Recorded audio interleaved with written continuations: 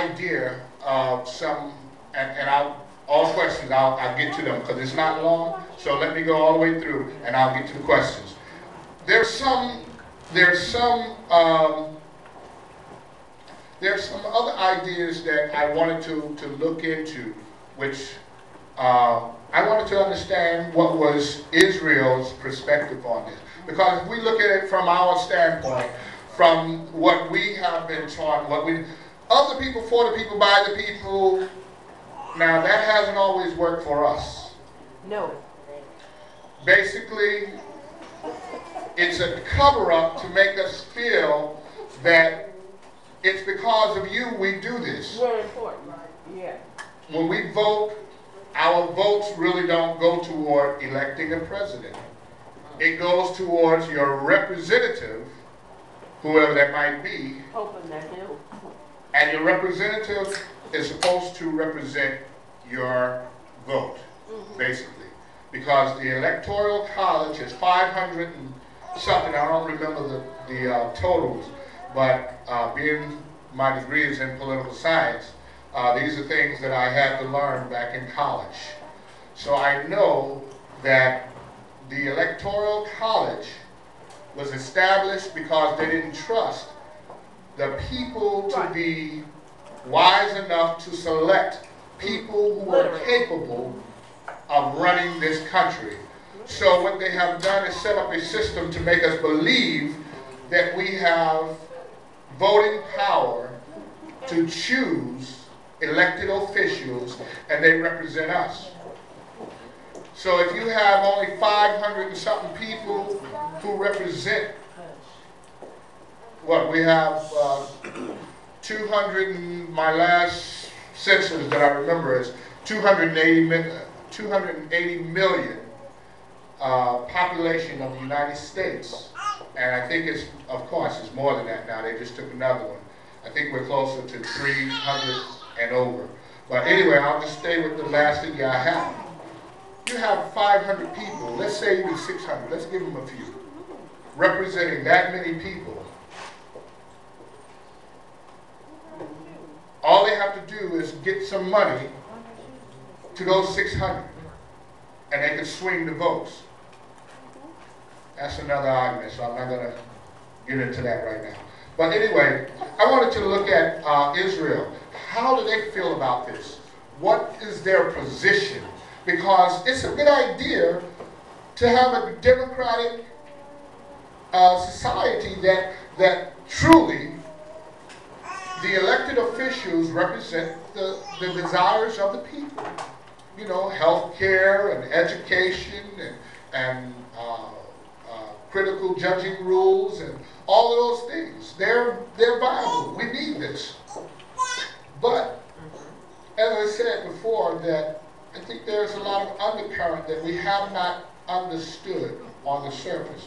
So I wanted to look at Israel. What is their position on this? Well, can I have someone read the first bullet for us? Start with the title.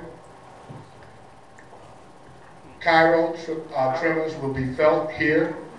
Speaking of Israel, go ahead to the first bullet. The collapse of the old regiment in Cairo, if it takes place, will have a tremendous influence, mostly negative, on Israel's situation. All right, so from the start, Israel saying that this is going to be negative for us. If the regime that is in place now collapses, there's going to be, in a long run, some very bad situations that come out from this. Second bullet, anyone? Israeli suspicions about the functioning of the American administration in the Middle East, which began with U.S. President Barack Obama's speech at a Cairo University 18 months ago, have now turned to astonishment at the stammering coming out of Washington over the last few days.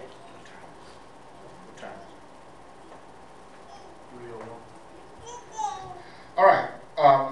Israel is connecting the U.S. to this, but they're using very soft words here if you look at this. This is not how they really feel. This is what they're saying, but I believe that there's a more deeply felt, heartfelt concern. And why? Look at what is being said, and you would have to take that a little deeper. There's a suspicion here that the administration in the Middle East,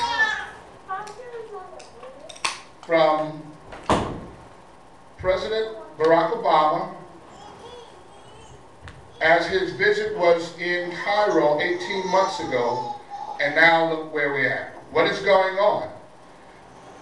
We have to realize the relative location. Israel is on, there's only one country in between, and I'll get all questions in a few minutes. There's only one country in between Egypt and Israel, and that's Arabia. And one of the things that Israel is grateful for is the stability that they've had for over 20 years, which is under Mubarak. So now you're moving him, and who's going to take his place? Because we have all of our enemies all around us, and only one country that has any kind of allied responsibility to us. Not really a responsibility, but they have kind of been the only one that kind of stabilized their position with being in that region. And now you're going to move them. Last bullet, anyone? Mubarak.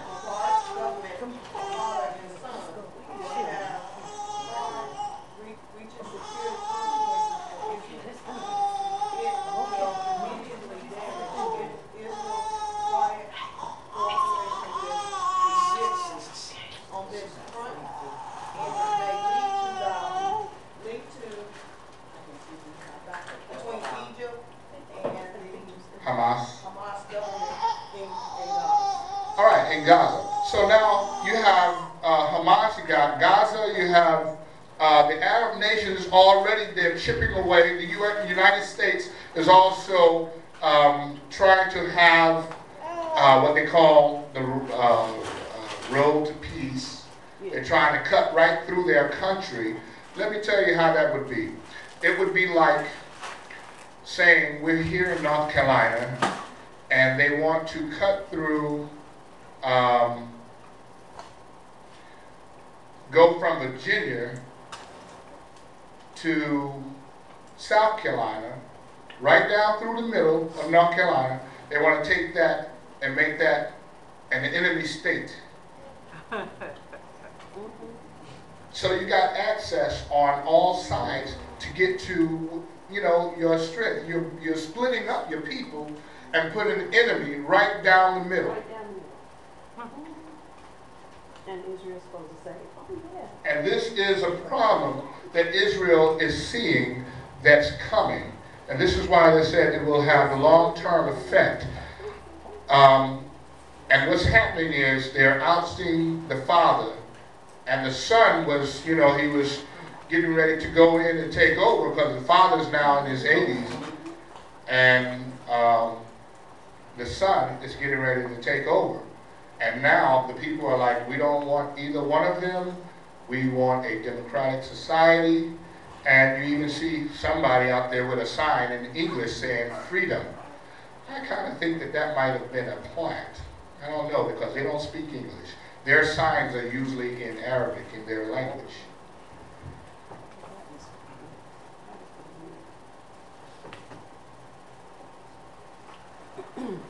Okay, this one is going to be a little tough to see, so I'll read this one.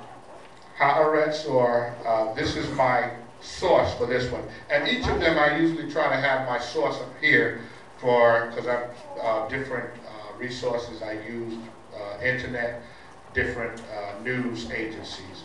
All right, so looking at Israel, it could damage the state or the status of international peacekeeping forces in Sinai lead to a refusal by Egypt to allow movement of Israeli military submarines and ships in the Suez Canal, employed by the last 2 years as a deterrent against Iran and to combat weapons smuggling and from the Sudan and Gaza. So right here, what I listed as some of the reasons that Israel say this is not for us, this is against us. Because from Egypt, they were able to get an allied help who would stop and foil different attempts. One attempt was where they would tunnel from Egypt down under and try to come up over on the other side in Israel. That was foiled in Egypt. Now you're taking that away. They also gave us access to their waters, and this is a tactic that the United States always use against their enemies. When they need to get over to Japan, what they have to do is and I'm not saying enemy as Japan is an enemy, but what I'm saying is there's times where they need to get someplace that's a far distance. They would have to secure land so that they can get all their boats and their ships, their planes and things that can fly from that area to the next area. So this is not a new tactic. This is what everybody does in warfare. They try to get as close to the combative land so that they can get planes over easy and get people back and forth, whatever. So they would use Egypt as a place to help stop different submarines from coming in. So Egypt was an ally. And you want to take that away.